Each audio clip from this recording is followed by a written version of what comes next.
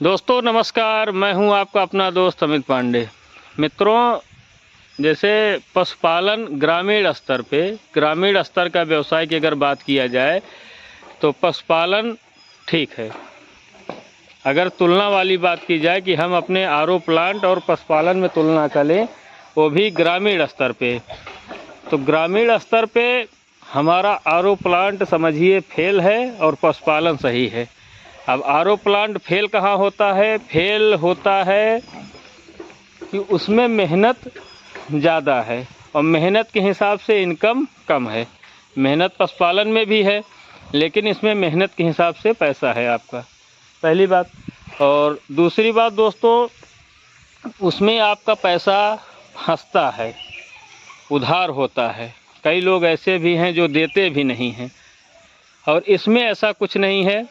आपका दूध जितना हो रहा है उतना आप जहाँ भी देते हैं तो वहाँ पे हमारे यहाँ तो 10वें दिन पेमेंट हो जाती है, जितना आपका दूध का पैसा बना रहेगा। तो पैसे के मामले में बड़ी चीज़ होगी, क्योंकि व्यवसाय कोई हो यदि उसकी पेमेंट समय समय से होती रहती है तब उसमें घाटे की स्थिति नहीं बन पाती है।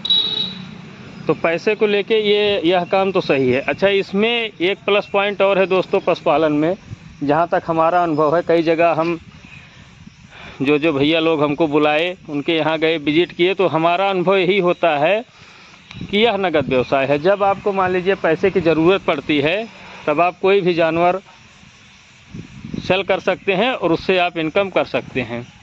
वहीं आरओ प्लांट में ऐसा कोई सिस्टम नहीं है।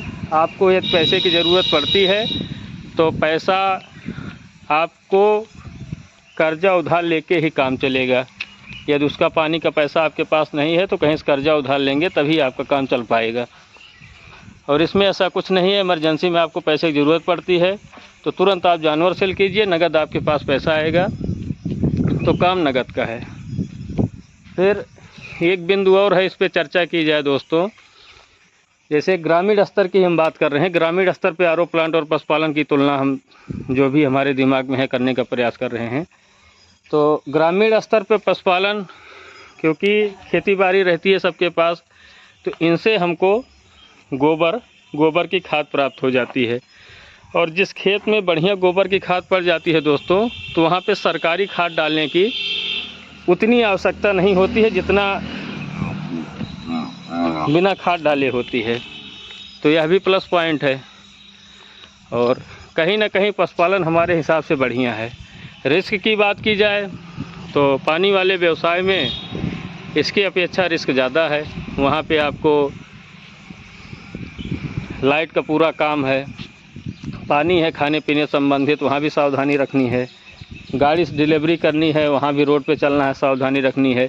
तो रिस्क तो लगभग सब में होता है, लेकिन पशुपालन की अपेक्षा आरओ प्लांट में रिस्क ज़्यादा है।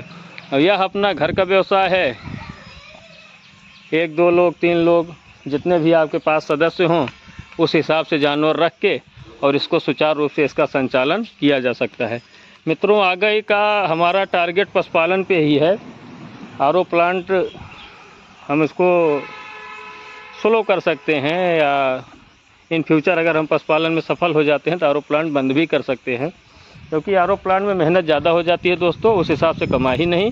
और पशुपालन में जितना मेहनत करेंगे उतना हमारे हिसाब से कमाई है दोस्तों।